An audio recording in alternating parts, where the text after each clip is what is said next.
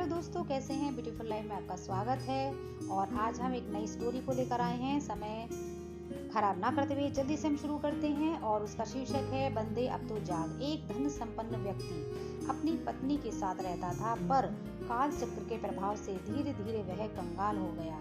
उसकी पत्नी ने कहा, संपन्नता के दिनों में तो राजा के यहाँ आपका अच्छा आना जाना था, क्या विपन्नता में वो हमारी साथ देंगे? जैसे श्री कृष्ण जी ने सुदामा की सहायता की थी। पत्नी के कहने पर वह बिल्कुल सुदामा की तरह राजा के पास गया और राजा के पास द्वारपालों से जाकर बोला कि एक निर्धन व्यक्ति उनसे मिलना चाहता है और अपने आप को उनका मित्र बताता है। राजा भी श्री कृष्ण की तरह मित्र का नाम सुनते ही दौड़ा चला आया और अपने मित्र को इस हाल में देखकर द्रवित होकर बोलने लगा, मित्र बताओ, मैं आपकी क्या सहायता कर सकता हूँ? मित्र ने सकुचाते हुए अपना सारा हाल सुनाया। तो राजा ने बोला, चलो मैं तुम्हें अपने रत्नों के खजानों में ले चलता हूँ, वहां तुम जी भर के अपनी जेब में रत्न भर लेना, लेकिन ध्यान रहे टाइम केवल 3 घंटे का है, इससे ज्यादा समय नहीं मिलेगा। यदि इससे ज्यादा समय लगेगा तो आपको खाली हाथ वापस आना पड़ेगा।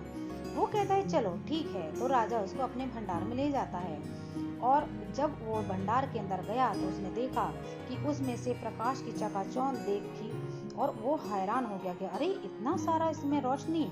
पर समय सीमा को देखते हुए उसने भरपूर रत्न अपनी जेब में भर लिए। जब वह बाहर जाने लगा तो उसने देखा कि दरवाजों के पास रत्नों से बने छोटे छोटे खिलौने रखे थे, जो बटन दबाकर बहुत अच्छी तरह चल रहे थे, खेल रहे थे। उसने सोचा, अरे टाइम तो अभी बाकी है, चलो इनसे थोड़ा सा खेल लिया जाता है। लेकिन खेल खेल में ही उसका समय पूरा हो गया और वह वहां से कोई रत्न ना ले जा सका। पर तभी घंटी बजी और वह बाहर आ गया। तब राजा ने उससे कहा कि मित्र, निराश मत हो, मैं तुम्हें दूसरा मौका और दूंगा।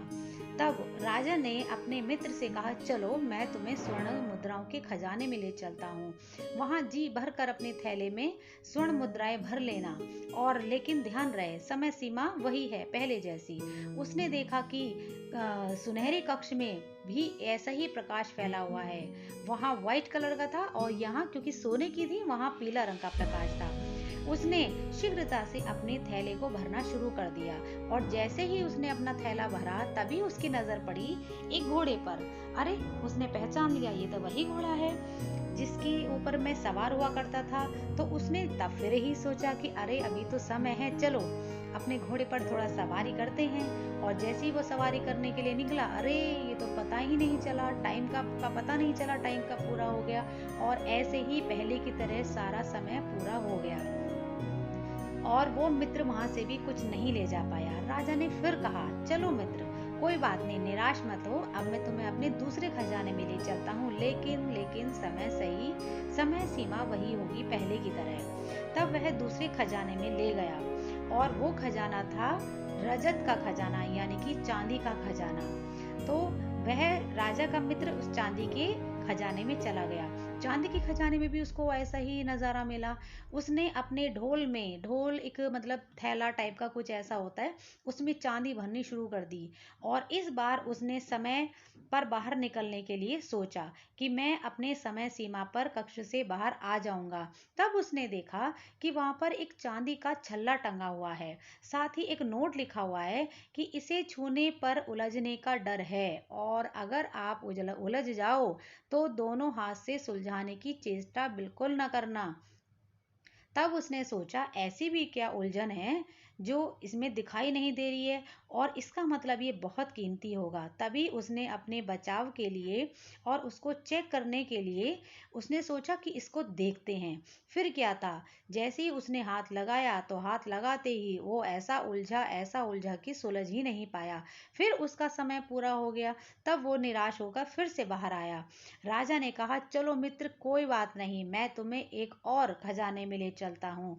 तो राजा उसको दूसरे खजाने में ले गया। अब जो खजाना था वो तांबे का खजाना था। तो जब वो मित्र को तांबे के खजाने में ले जाने लगा तो उसने बोला, इसमें से समय सीमा वही रहेगी, तांबा भर लो। तो मैं तुम्हें अपने तांबे के खजाने में ले चलता हूँ। जब वो लेके गया तो वो फिर तांबा भरने लगा।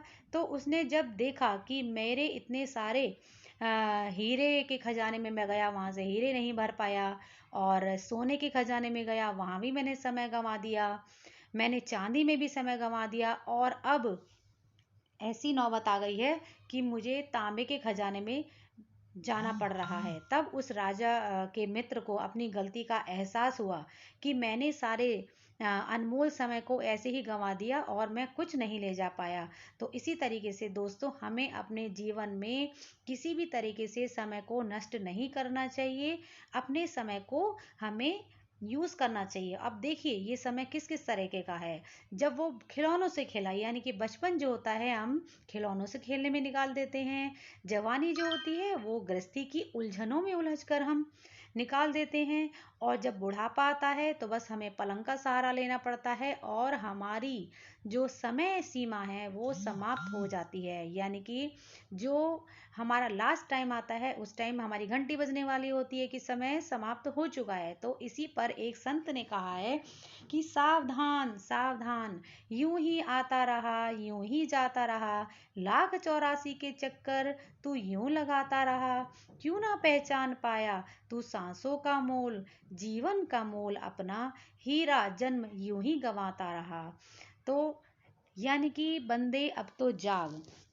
अगर हम अपने समय में किसी भी तरीके का अगर समय नष्ट कर रहे हैं तो दोस्तों, ऐसा समय हमें नष्ट नहीं करना है।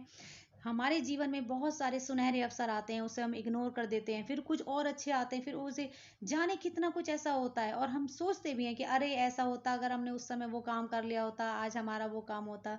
तो जब भी हमें ऐसा लगता है कि हमें कोई अपॉर्चुनिटी आ रही है तो हमें एक्सेप्ट कर लेना चाहिए। टाइम हमें नहीं खराब करना चाहिए। तो इसी कम समय में आपकी स्टोरी खत्म करने के लिए बस मैं आपसे इतना ही कहूंगी कि ऐसी स्टोरी हम आप लाते रहेंगे। छोटे से छोटे टाइम में कम से कम कंटेंट में मैक्सिमम हम स्टोरी कवर करने की कोशिश करते हैं। और ऐसी वीडियोस अगर आपको देखनी है तो कमेंट सेक्शन में हमें बताइएगा किस विषय पर हम लेकर आए। और लाइक कीजिए, कमेंट कीजिए, शेयर कीजिए। क्या ये स्टोरी आपने पहले सुन रखी थी, हमें जल्दी से बताइएगा। और ये स्टोरी कैसी लगी। Thank you, bye bye. Bye.